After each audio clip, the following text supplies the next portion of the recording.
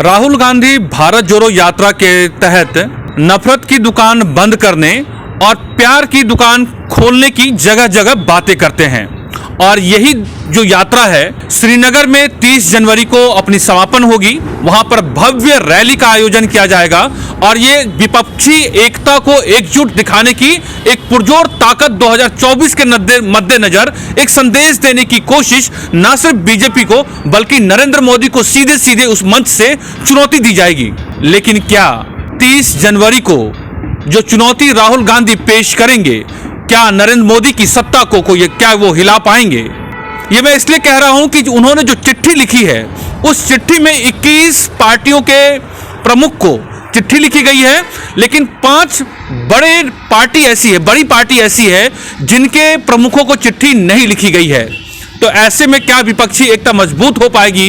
क्या 2024 में राहुल गांधी लोकसभा चुनाव में अपना प्यार का दुकान यानी सत्ता की कमान संभाल पाएंगे या फिर मोदी अविजय रहेंगे? इसी तमाम मुद्दों पर हम चर्चा करेंगे और हमारे साथ बात करने के लिए हमारे वरिष्ठ सहयोगी उदय कुमार सिंह जी हैं। तो सबसे पहले स्वागत कर लेते हैं।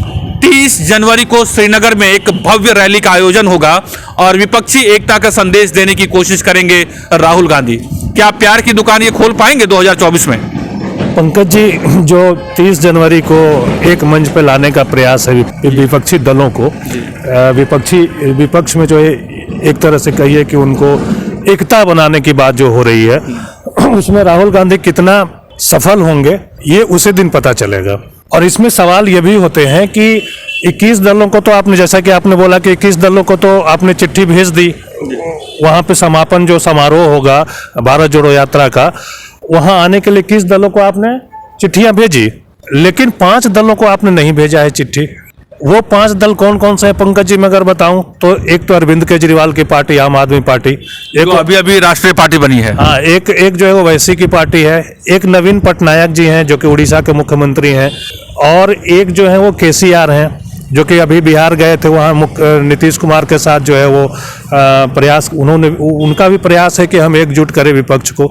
लेकिन जब आप पहले ही 5 दलों को जो है वो चिट्ठी नहीं भेज रहे हैं, उनको वॉकआउट कर रहे हैं, उनको जो है आप एक सिरे से खारिज कर रहे हैं, तो जब तक जैसे आपका प्रयास है कि हम विपक्षी दल जो हैं एक हो जाएंगे तो 2024 में नरेंद्र मोदी यानी बीजेपी को हम जो है चुनौती देंगे, लेकिन जब अब आप कैसे एक होंगे जब आप 5 दलों को चिट्ठी ही नहीं दे रहे हैं, उनको बुला ही नहीं रहे हैं? इसका मतलब कि वो 5 जो पार्टियां हैं वो आपसे अलग हो गई, और उन 5 पार्टियों को पंकज जी अगर आप मिलाएंगे तो सांसदों की संख्या अगर देखेंगे तो 7 तो दिल्ली में है, पंजाब को ले लीजिए आम आदमी पार्टी, आप जो है उड़ीसा जाइए तो वहाँ के जो संसदीय सीटें हैं उनको ले लीजिए, तो ये सारे जोड़ के जो है ना तकरीबन 100 के आसपास हो जाते हैं, और 543 में से 100 अलग कर दिए तो 443, तो आप तो एक तरह से 443 के लिए लड़िएगा ना, कांग्रेस की मैं बात बोल रहा हूँ।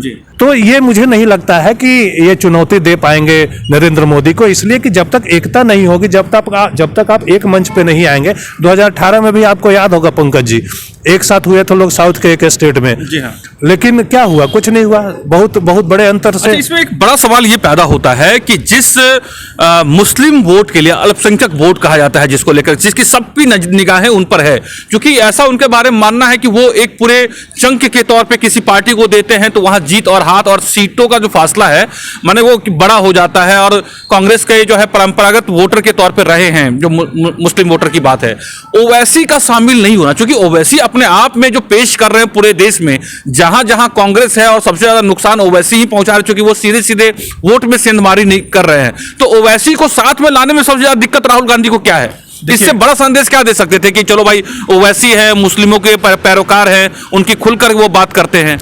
एक्चुअली कांग्रेस जो है ना, वो इन जो 5 जो मैं बता रहा हूँ जिनका नाम लिया, उसमें आम आदमी पार्टी हो या फिर ओवैसी की पार्टी हो, कांग्रेस का ऐसा मानना है कि ये बीजेपी की बी टीम है। और अभी आप अगर गुजरात का चुनाव विधानसभा वाला जो हाल में हुआ वहाँ पे देखेंगे तो 10% से ज़्यादा वोट जो है वो इसका आम आदमी पार्टी की आई है, और वो राष्ट्रीय पार्टी वहीं से बनेगी, अभी तो प्रोसेस होता है उसमें। तो इसका मानना है कांग्रेस का कि वो 10% जो वोट है वो किसका काटा गया? बीजेपी का तो काटा नहीं गया, कांग्रेस का काटा गया। वो 10% वोट अगर कांग्रेस के पक्ष में आता तो इनकी सीटें और ज़्यादा बढ़ सकती थी। ओवैसी जी जो है उनके बारे में ये उनका भी वही है। अब इतनी तो अभी तक जो उनकी पार्टी उसमें इतना संगठन का जो है वो राष्ट्रीय संगठन तो है नहीं। हैदराबाद में खुद जीतते हैं, सिर्फ 1-2 विधायक वहीं जितवा लेते हैं। बिहार में भी उन्होंने 5 विधानसभा सीट पहली बार चुनाव जीता लड़ा, जहां तक मुझे जानकारी है, लेकिन 5 सीटों का उन्होंने वहां पर विजय हासिल किया और सबसे ज्यादा नुकसान उन्होंने आरजेडी को किया। वही मैं बोल रहा हूं कि ये मुस्लिम वोट जो है ना वो कांग्रेस की सिर्फ नहीं है, इस पे आरजेडी भी अपनी नजर रखती है, समाजवादी पार्टी भी रखती है, उसके बाद जो है बीएसपी भी रखती है। तमाम क्षेत्रीय दल जो है वो मुस्लिम वोट पे नजर रखती है। लेकिन क्या है कि मुस्लिम वोट जो है वो एकजुट न हो, इसीलिए जो है वो कांग्रेस की तरफ से उन 5 लोगों को चिट्ठी नहीं भेजी गई है। उनको ऐसा लगता है कि ये आते हैं तो हमारा मुस्लिम वोट या हमारे पक्ष का वोट जो है वो काट देते हैं और बीजेपी को उससे फायदा हो जाता है। क्योंकि बीजेपी को जो है आज की डेट में 2014 के बाद अगर आप देखेंगे तो हिंदू वोट जो है वो एकजुट मिल रहा है, एक साथ मिल रहा है बीजेपी को। बड़ा परसेंटेज जो है, बहुत बड़ा परसेंटेज है। अगर आप ओबीसी की बात तो मत करिए, फॉरवर्ड तो पहले से देता ही था वोट, लेकिन ओबीसी वाले जो हैं वो भी बीजेपी को 2014 के बाद जो है बड़े स्तर पे वोट देना शुरू कर दिए। ओबीसी जो पहले जातियों में विभक्त था वो अब हिंदू बन गए हैं। हाँ, ये अच्छी बात है। अगर हिंदू बन गए हैं तो मोदी जी के लिए अच्छी बात है, और कांग्रेस यही नहीं चाहती है।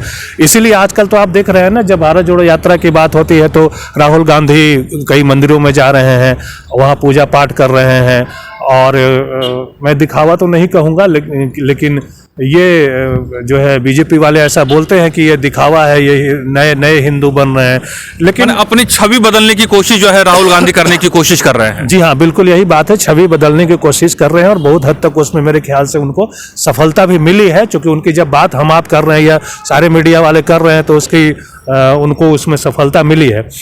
अब पंकज जी, बात जब थोड़ी सी और आगे बढ़ते हैं तो 2024 की बात, तो आज ही जो है मायावती जो है बीएसपी की जो प्रमुख है, उनका आज बयान आया है कि हम 2023 का विधानसभा चुनाव भी लड़ेंगे और लोकसभा चुनाव भी लड़ेंगे और अकेले लड़ेंगे। बड़ी बात यह है कि अकेले लड़ेंगे। मैं इसलिए कह रहा हूं कि अभी उनका संगठन भी जो है बहुत कमज़ोर हो गया है। अगर आप यूपी में जाएंगे तो वहाँ समाजवादी पार्टी और बीजेपी की बात होती है और जो है वो फाइट जो है वो आमने सामने की वहाँ पे बताई जाती है। लेकिन अगर ये आते हैं तो ट्रेंगुलर फाइट होगी और वहाँ पे जो ओबीसी या फिर दलित, महादलित, तो ये जो है इनका वोट बटेगा। और इससे जो है अगर एकता नहीं होती, एकजुट नहीं होते हैं लोग, विपक्ष एकजुट नहीं होता है, तो इससे बीजेपी को फायदा होगा। तो कुल मिला के बात यह है कि राहुल गांधी की जो भारत जोड़ो यात्रा है, जो प्यार की दुकान के रास्ते जो है वो सत्ता की कमान पाना चाहते हैं राहुल गांधी, वो 30 जनवरी को भले ही विपक्षी एक मंच पर ला करके वो संदेश देने की कोशिश करे कि सभी विपक्ष एक है और जनता उनके साथ है। लेकिन जिस हिसाब से अभी नए बदलाव देखने को मिल रहे हैं, जो खासतौर पे जो मायावती है, जिनका एक दलितों में बड़ा चेहरा है, यूपी में बड़ी पार्टी के तौर पर रही है, मुख्यमंत्री भी रही हैं, केजरीवाल उभरते हुए एक बड़े कद के नेता हैं, उनका कम से कम 2 राज्यों में सरकार है, गुजरात में अच्छा असर रहा है और गोवा में भी उनके विधायक हैं, महाराष्ट्र में भी वो अपने पैर पसारने की कोशिश है। ऐसे में इन सभी को दरकिनार करना और उनको बी टीम करके अलग करना, वो कहीं न कहीं जो है वो कांग्रेस के लिए नुकसानदेह होगा और ये जो है मोदी जी के लिए और बीजेपी के लिए फायदेमंद होगा। इसलिए कि देखिए, विपक्ष में जितना ज्यादा बिखराव होगा ना तो बीजेपी को उतना ज्यादा फायदा होगा। नहीं, कहीं ऐसा तो नहीं है कि जैसे जैसे समय गुजरेगा और लोकसभा चुनाव आएंगे वैसे वैसे ये होगा कि तमाम पार्टियां अपने आप को बड़ा करने के लिए, और सीटों की जब बंटवारे और मारामारी आएगी उस वक्त ये खाई और बढ़ेगी। और जो पुराना एक पैटर्न अभी तक का रहा है कि विपक्षी कभी एकता हुई नहीं है, सभी एकला चलो के तौर पे मैदान में गए हैं और जब वो सीट जीत करके आते हैं, क्योंकि सबको मालूम है कि जिसके पास जितनी संख्या होगी उसके आधार पे ही वो सत्ता का शेयर उनको मिलेगा। हम लोग यूपीए की दो टर्म देख चुके हैं। यूपीए 10 साल यूपीए सरकार की यूपीए की जो है हम लोग सरकार देख चुके हैं। उसमें क्या कुछ हुआ है वो भी आपको पता है, और इतना बुरा हुआ कि उसी वजह से आज बीजेपी जो है वो 10 साल से केंद्र में है, सत्ता में है। ये घोटाले वो घोटाले, वो पार्टी कुछ कह रही है, साउथ की पार्टी कुछ कह रही है, जो सीपीआई वाले हैं वो कुछ कह रहे हैं, सीपीएम वाले कुछ कह रहे हैं, कांग्रेस कुछ कह रही है, राष्ट्रीय जनता दल कुछ कह रही है, समाजवादी पार्टी कुछ करे, सब अपनी अपनी मांगों को मनवाने के लिए जो है वो प्रेशर डाल डाल के, आपको पता है, इसलिए मैं बोल रहा हूँ। और एक स्थिति ये आ गई थी पंकज जी के लोग ये बोलते थे ये कांग्रेस जितना जल्दी है वो केंद्र से चली जाए, और उसी की स्थिति है, उसकी करनी का करतूत का जो है ना वो फल आज कांग्रेस भोग रही है। आज जो स्थिति है, हम आप सभी देखे हैं, 10 साल का शासनकाल देखे हैं ना, तो जब तक आप गलतियां नहीं करेंगे तब तक आप सत्ता विहीन नहीं होंगे। और हम लोग अगर विपक्ष की बात कर रहे हैं लगातार, उसके बारे में हम लोग अभी इस कार्यक्रम में चर्चा करते आ रहे हैं, तो वो सीधी से एक सेंटेंस में अगर बात करें, एक लाइन में बात करें तो ये है कि विपक्ष इंटैक्ट नहीं होगा तो बीजेपी को फायदा होगा और फिर से 2024 में सरकार नरेंद्र मोदी के नेतृत्व में बनेगी, मेरा ऐसा मानना है। तो अब देखना यह होगा कि जैसे जैसे यात्रा जो श्रीनगर की ओर बढ़ेगी और जिस तरीके से कांग्रेस अपना रुख साफ करते जाएगी, वैसे ही विपक्षी दलों का भी अपना अपना रुख साफ होता हुआ नजर आएगा। और ये जैसे जैसे चुनाव नजदीक आएंगे, जब सीटों का बंटवारा होगा, उस वक्त सबसे ज्यादा जो है वो समझ में आएगा कि कितने विपक्षी एकता मजबूत है, क्योंकि हर पार्टी जो है ज्यादा से ज्यादा सीटों पर जीतने की, लड़ने की वो कोशिश करेगी। और ऐसे में कांग्रेस कितना बड़ा दिल दिखाती है और राहुल गांधी जो पीएम पद के मटेरियल है या नहीं है, इस पर कितनी सहमति बन पाती है, ये बहुत ज्यादा मायने, ये दो बातें जो हैं वो बहुत मायने रखेगा 2024 के लोकसभा चुनाव की विपक्षी एकजुटता है उसको लेकर के। तो अभी श्रीनगर सिर्फ एक, आप इसको कह सकते हैं कि एक झांकी है, बहुत पहले का अर्ली का ट्रेलर है। इसके बारे में अभी इसको लेकर के कुछ फाइनल रिजल्ट निकालना, कयास निकालना, ये अभी जल्दबाजी होगी। ये जो दूर की कौड़ी है, अभी कौन जाएगा कौन नहीं जाएगा ये देखने वाली बात है। अखिलेश भी जाएंगे या नहीं, मायावती जाएंगे कि नहीं, हाँ। ये जो है आपका तेजस्वी जाएंगे कि नहीं, क्योंकि वहां मंच पे जाना इन लोगों का ये मतलब ये है कि राहुल की, प्रधानमंत्री की जो एक लालसा है या उनका जो नेतृत्व है उनको स्वीकारना एक तरीके से। पंकज जी, हम लोग पिछले कार्यक्रम में बोले थे कि कांग्रेस अपने आप को अपर हैंड रखना चाहती है, और यहाँ भी जो है राहुल गांधी का या फिर कांग्रेस का यही प्रयास है कि हम एक मंच पे सबको लाके ये दिखाना चाहते हैं वो कि हमने बुलाया और सब आए। लेकिन वहां उनके बुलाने पे सब आएंगे या नहीं आएंगे ये देखने वाली बात है। ये इसलिए भी देखने वाली बात होगी कि जब 2 दिन के लिए यूपी में इनकी यात्रा गई थी तो वहां अखिलेश यादव और मायावती दोनों को आमंत्रित किया गया था, लेकिन दोनों नहीं गए, उसमें मना कर दिए जाने से। बिल्कुल, तो ये देखने वाली बात होगी 30 जनवरी को राहुल गांधी की भारत जोड़ो यात्रा के समापन पे उनके मंच पे कौन कौन से पार्टियों के प्रमुख मौजूद होते हैं और वो क्या बातें कहते हैं, ये बहुत अभी जो है उसका इंतजार करना पड़ेगा। लेकिन एक बात तो तय है कि 2024 में जो नरेंद्र मोदी को अभी तक जो अपराजय रहे हैं नरेंद्र मोदी लोकसभा चुनाव में, और जिस तरीके से उनका अभी तक का कद मौजूद है, उनमें किसी तरह का कोई डेंट लगता हुआ नहीं नजर आ रहा है।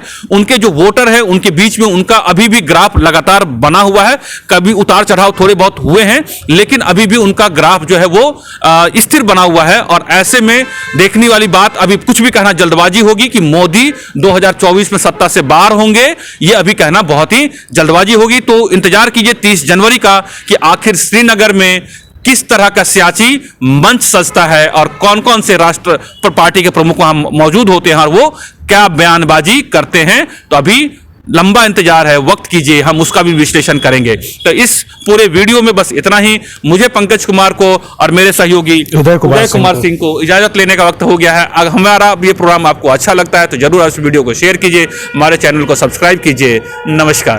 अगर आप चाहते हैं कि आपको इस तरह का इंफॉर्मेटिव वीडियो मिलता रहे तो आप हमारे चैनल द इंडिया प्लस को सब्सक्राइब करना ना भूलें। साथ में आप बेल आइकन को दबाना भी ना भूलें ताकि आपको नोटिफिकेशन मिलता रहे। आप हमारे इस वीडियो को शेयर भी कर सकते हैं।